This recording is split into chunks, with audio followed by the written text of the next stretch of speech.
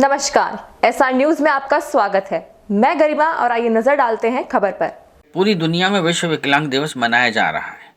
इस मौके पर आज झांसी के इलाइट चौराहे पर बुंदेलखंड विकास विकलांग समिति के संरक्षक, केंद्रीय अध्यक्ष समेत दिव्यांगों ने प्रदर्शन कर अपनी मांगों को जाहिर किया। इस दौरान बताया गया कि विश्व विकलांग दिवस के मौके पर पूरी दुनिया में दिव्यांगों के मनोबल को बढ़ाने के उद्देश्य से विभिन्न सरकारी संस्थाओं में कार्यक्रम का आयोजन किया जाता है। वहीं सरकार द्वारा दिव्यांगों को विश्वास दिलाया जाता है कि उनको योजनाओं का लाभ उपलब्ध होगा, और यह दिलासा नहीं बल्कि पिछले कुछ सालों से दिया जा रहा है, लेकिन दिव्यांगों की योजनाओं को धरातल पर नहीं लाया जा रहा, जिसके चलते इलाइट चौराहे पर दिव्यांगों ने प्रदर्शन कर सरकार के सामने अपनी कुल 6 मांगों को रखा है, जिनमें दिव्यांगों को मिलने वाली पेंशन, झांसी नगर निगम व विकास प्राधिकरण द्वारा बाजार में आरक्षण के तहत रोजगार करने के लिए दुकानें उपलब्ध कराने जैसी कई मांगों को रखा।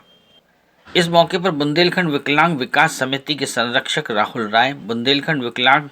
विकास समिति के केंद्रीय अध्यक्ष मोहम्मद उमर, अनूप चौबे, मुकेश सेन, दिनेश यादव, हरीश कुशवाहा, मनोज लिगदारी, सुरेश चंद कुशवाहा, धर्मजीत व नासिर मंसूरी आदि मौजूद रहे। बुंदेलखंड विकलांग विकास समिति उत्तर प्रदेश का संरक्षक के रूप में भाई उमर का जो नेतृत्व है इस संगठन के प्रति, और जो लगातार निरंतर कई वर्षों से लगभग 1.5 दशक से ज़्यादा से लगातार वो इस न सिर्फ ज़िले के बल्कि प्रदेश और पूरे देश के विकलांगों की या दिव्यांगजनों की जो आवाज़ वो पुरजोर तरीके से उठाते हैं, उनके जो अधिकार हैं उनकी जो लड़ाई लड़ते हैं, उसी के अंतर्गत आज भी उन्होंने एक ज्ञापन दिया है जिसमें उन्होंने अपनी 6 मांगें दी हैं प्रशासन को, और मुझे लगता है जो बिल्कुल वाजिब हैं। जहाँ पर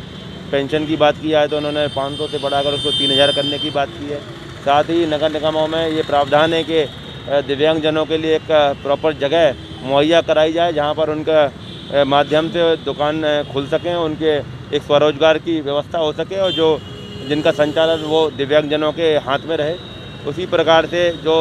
राशन कार्ड होते हैं उसमें भी प्रावधान है, लेकिन फिर भी अगर हम झांसी के प्रशासन की बात करें तो इस प्रकार की कोई सुविधा अभी तक इस ज़िले के विकलांगजनों को नहीं प्राप्त हो पाई है, दिव्यांगजनों को नहीं प्राप्त हो पाई है।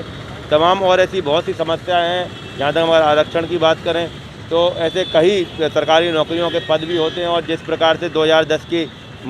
अपना उसके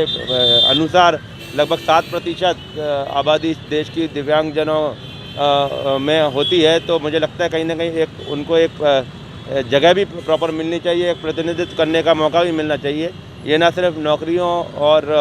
तमाम अन्य जगहों तक सीमित रहना चाहिए। मुझे लगता है कहीं ना कहीं विधानसभा और लोकसभा में भी इस प्रकार की थोड़ी कुछ व्यवस्था बननी चाहिए कि वो वहाँ पर एक प्रतिनिधि के रूप में अपने किसी व्यक्ति को भेज सकें, और जो उनकी इतनी बड़ी संख्या में लोग मौजूद हैं पूरे देश में, उनकी भी जो अधिकार है, उनकी जो आवाज़ है, उनकी जो समस्याएं हैं, उनको वो उठा सकें। एक सवाल है कि पिछले कुछ सालों से आप लोग धरना देते हैं, विज्ञापन देते हैं, और कुछ जो योजनाएं केंद्र से आती हैं वो आप लोग तक पहुँच नहीं पाती हैं, तो इसके लिए क्या करेंगे आप लोग? देखिए,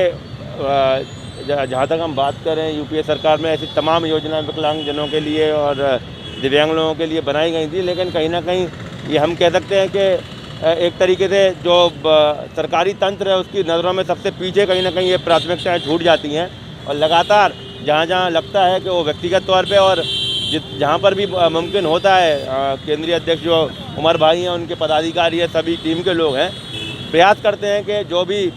मदद अपना पत्राचार के माध्यम से, आरटीआई के माध्यम से, या खुद अलग अलग कार्यालयों में पहुंचकर जिस व्यक्ति की जो समस्या है उसका निस्तारण कर सके। लेकिन कुछ ऐसी समस्याएं हैं जो सामूहिक रूप से पूरे देश के लोगों या देश के दिव्यांगजनों के साथ है, वो एक मुख्य मुद्दा है जिस पर सरकार को एक स्पष्ट नीति बनाकर आनी चाहिए, और किस तरीके से सारे दिव्यांगजन प्रॉपर तरीके से, व्यवस्थित तरीके से स्वरोजगार के अवसर प्राप्त कर सकें, इस पर हमको लगता है कि एक बहुत लंबी चर्चा भी होना चाहिए, और कोई ना कोई इस प्रकार का एक सरकारी नीति बननी चाहिए ताकि जो इतनी बड़ी एक आबादी है हमारे देश में वो कहीं ना कहीं स्थापित हो सके। बने रहिए हमारे साथ और देखते रहिए एसआर न्यूज़।